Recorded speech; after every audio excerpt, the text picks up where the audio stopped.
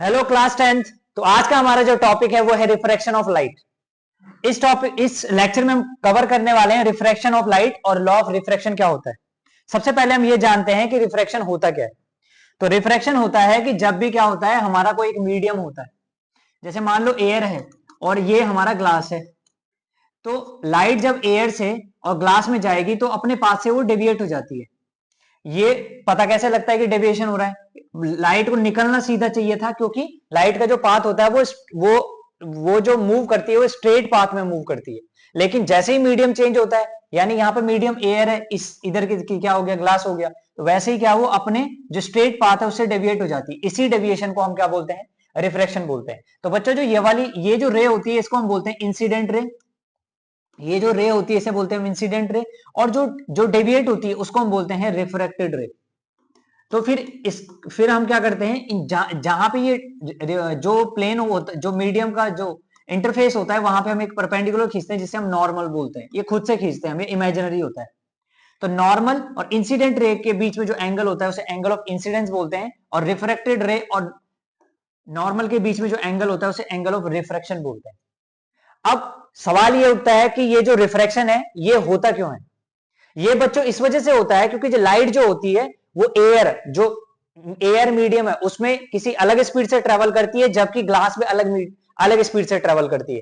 ये स्पीड के डिफरेंस की वजह से क्या होता है कि जो लाइट होती है वो अलग पाथ लेती है।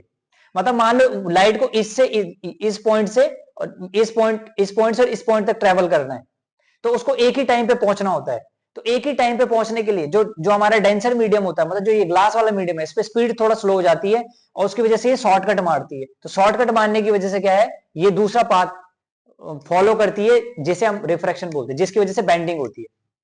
आ गया होगा समझ में? ठीक है। तो अगर मैं कहूं रिफ्रैक्शन क्या है, तो बेंडिंग ऑफ लाइट को रिफ्रैक्शन बोलते हैं जब वो एक मीडियम से दूसरे मीडियम में जाती है। अगर मैं इसको कॉज की बात करूं तो कॉज इसलिए होता है, कॉज क्या होता है, क्योंकि जो दो अलग अलग मीडियम होते हैं वहां पे लाइट की जो स्पीड होती है वो अलग अलग होती है। अब देखो भाई, यहाँ पे मीडियम, अगर बात हो रही है मीडियम की, तो जो हमारा एयर होगा वो रेयर एंड मीडियम होगा।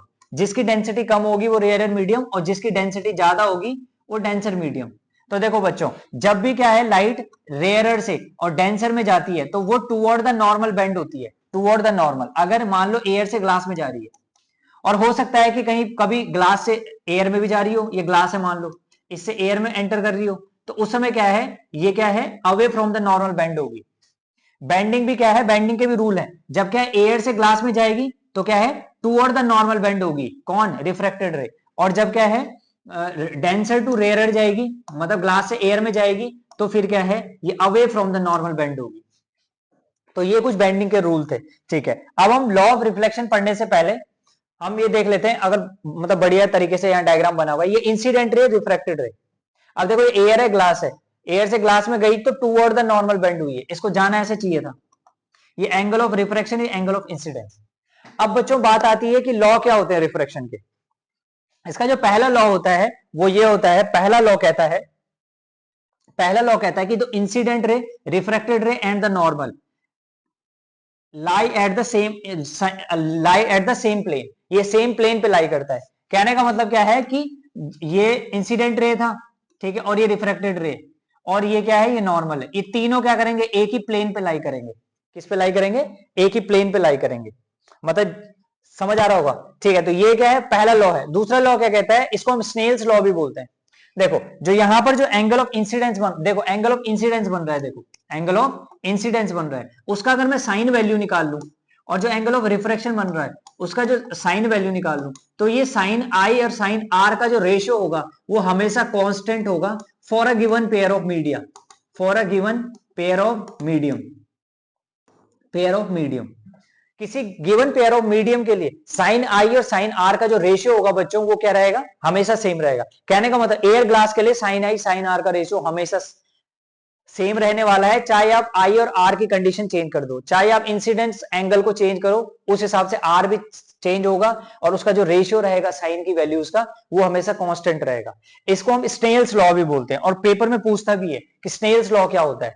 बहुत ही आसान है ये, आप नोट कर लेंगे। ठीक है, अब देखो हमको ये पता लग गया है, क्या पता लगा है, हमको ये पता लगा है कि पहला लॉ पता लगा कि इंसिडेंट रे, रिफ्रैक्टेड रे और नॉर्मल क्या होंगे, तीनों एक ही लाई पे, all lie in one plane, all lie in same plane, मतलब सेम प्लेन पे लाई करेंगे। दूसरा क्या है, स्नेल का लॉ है, वो क्या कहता है, sine i upon sine r is equal to constant.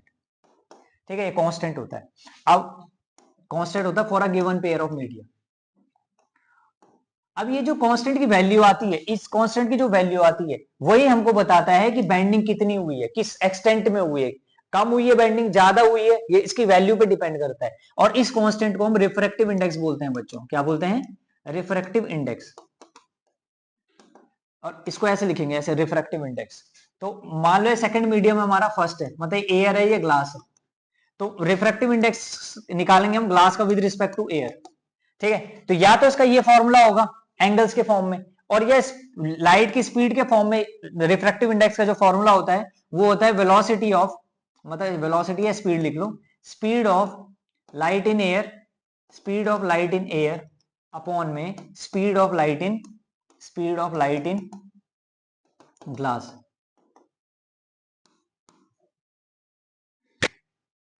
समझ आया क्या? Sine i upon sine r constant, और वो कांस्टेंट, उस कांस्टेंट को हम रिफ्रैक्टिव इंडेक्स भी बोलते हैं।